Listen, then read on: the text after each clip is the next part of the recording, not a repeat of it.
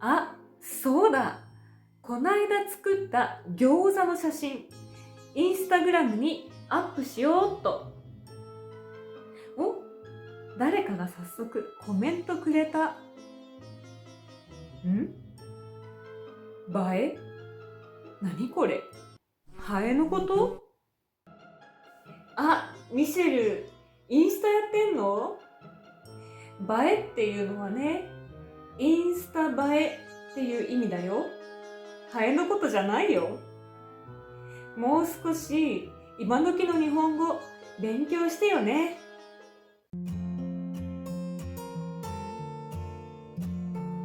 皆さんこんにちは。聞く日本語のあずさです。皆さん SNS はよく使っていますか？私も自分で YouTube のチャンネルを持っていますし、SNS は結構使う方だと思います。SNS で誰かのコメントを見たり、動画を見たりして思ったことがあります。それは新しい日本語の言葉が増えたなぁ。多分10年くらい前はなかった言葉がたくさんあります。ということで、今日は最新の日本語が知りたい SNS でかっこいいトレンディーな日本語を使いたいという人のためにこの動画を用意しました。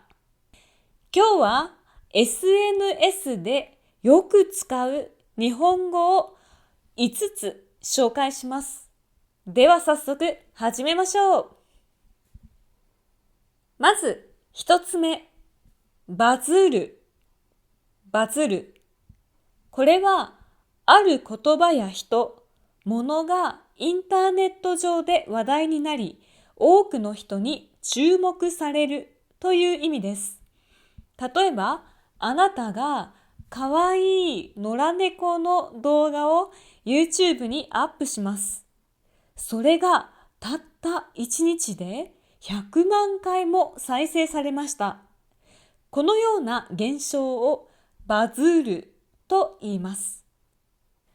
他にも、Twitter でのつぶやきがたくさんリツイートされたり、Instagram でたくさんのハートマークをもらったりした時も、このバズるを使うことができます。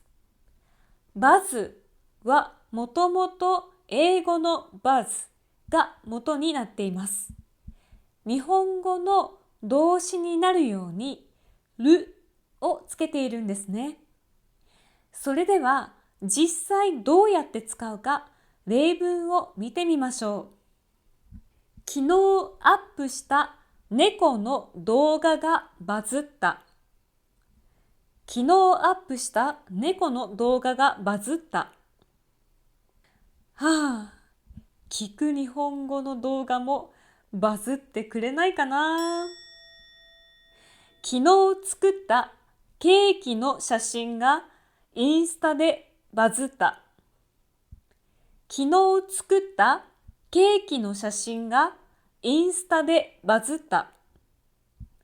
インスタはインスタグラムの略です。日本人は言葉を省略するのがすごく好きです。続いて2つ目、ググる。ググる。この音の響きで何の意味か想像がつく人もいるでしょう。そうです。これは Google に関係しています。Google で何かを検索することをググると言います。たまたま日本語の動詞のるが Google のるにかぶさっていて面白いですね。でも不思議なことにGoogleとは言わないんです。ぐとぐの間には伸ばす音は入らず、ググると言います。このような現象は日本語だけに限りません。英語も Google という単語は Google で何かを検索するという意味になるようです。同じようにドイツ語では Googlen と言います。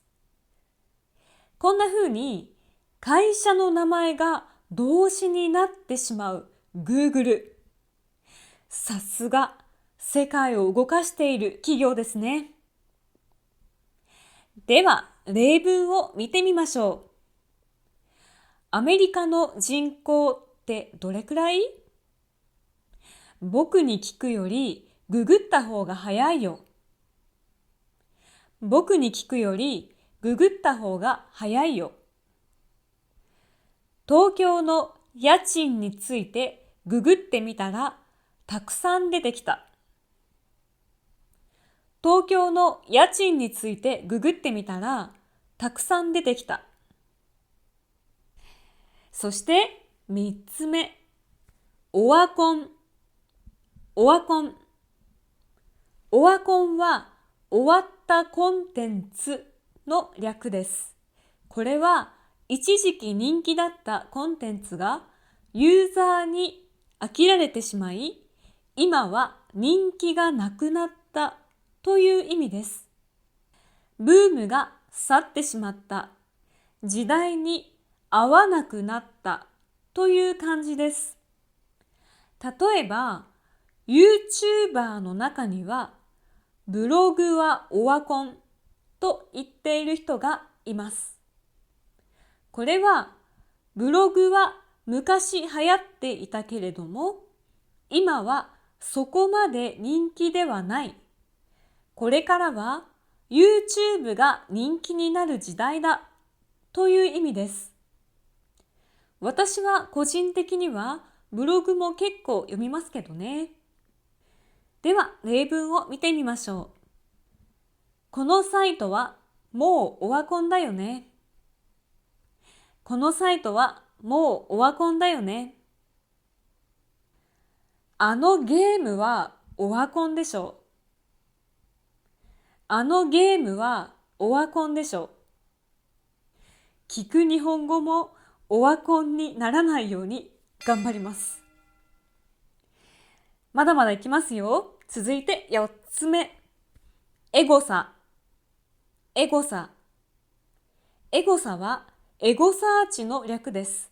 名前の通り、自分や自分が持っているサイト名などをインターネットで検索して自分自身の評価を確認することです。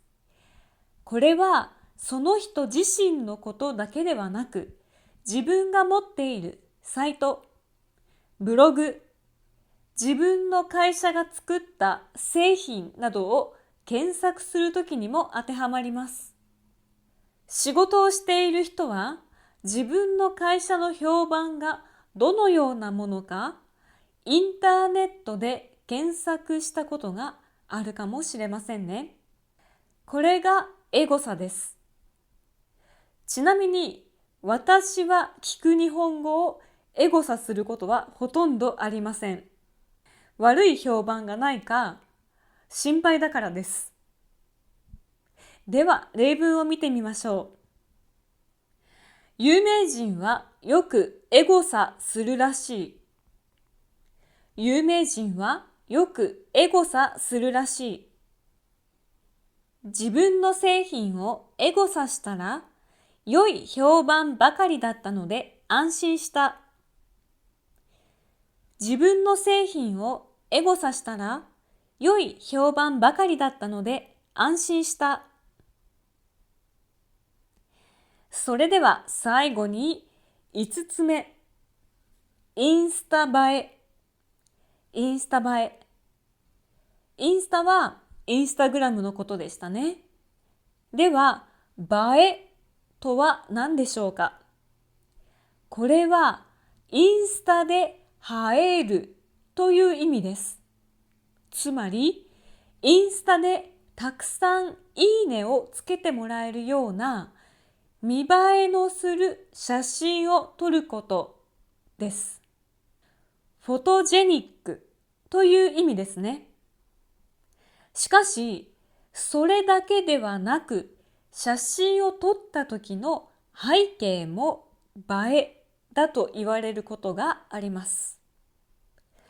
例えば、高級なレストランに行った時の写真は、高級なレストランで食事をするというシチュエーションがインスタ映えすることもあります。